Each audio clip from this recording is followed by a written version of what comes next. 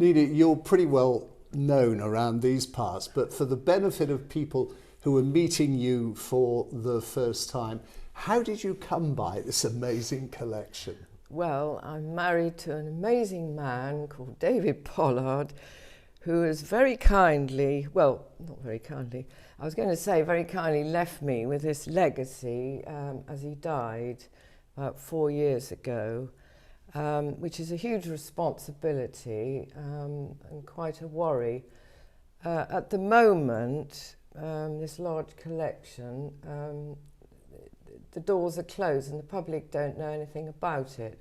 So I'd like very much, my idea is to somehow move it into the centre of Corsham for the people who come as tourists to have a look. And it also belongs to Corsham because this is the area where stone is quarried and the supply is Bath. Well, my husband started this some like 30 years ago to try and open a quarry from nothing.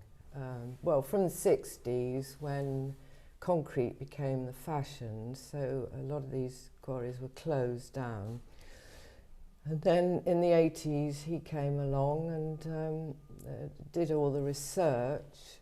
And I mean, I've also got amazing photographs of the quarrymen in the past. I've got documents, and they're all going, the paperwork is now going to the Chippenham archives, which I'm slowly getting through. So I've got a lot on my plate, and I do need help, particularly trustees. If somebody please I'd very much appreciate someone to come forward, a few people. We need IT experts, people who are into making videos, and also somebody with a personality who can drive this collection forward into Corsham. It would be very good if the council would sort of help me and others to put up a building in Corsham. There are some grounds there. I was going to say, nationally we have museums to things like slate and coal. We don't have one to Bath stone. Well, not such a complete one. I mean, Bath has got two, but they're very small displays.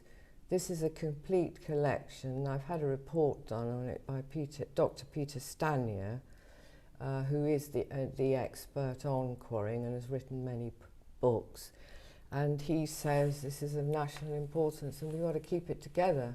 The other thing is, Corsham's a growing town, isn't it? I wonder how many of the incomers are aware of this incredible history, what went on underground, under their feet.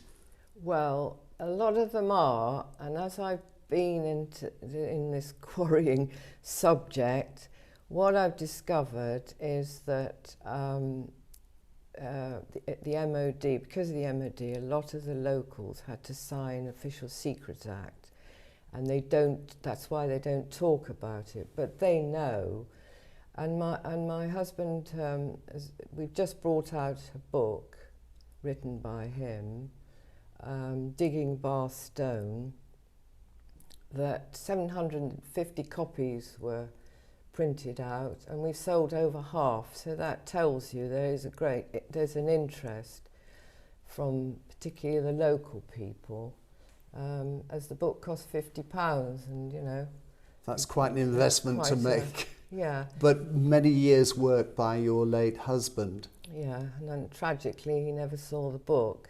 But that was another legacy I had to deal with. It took, after he died, it took us, with a publisher who was brilliant, Lightmore Press, it took us 3.5 years to try and fit. He'd actually written everything out of the book, but we hadn't got the photographs and we had to try and fit them all in. You had to compile and publish that's right. his work.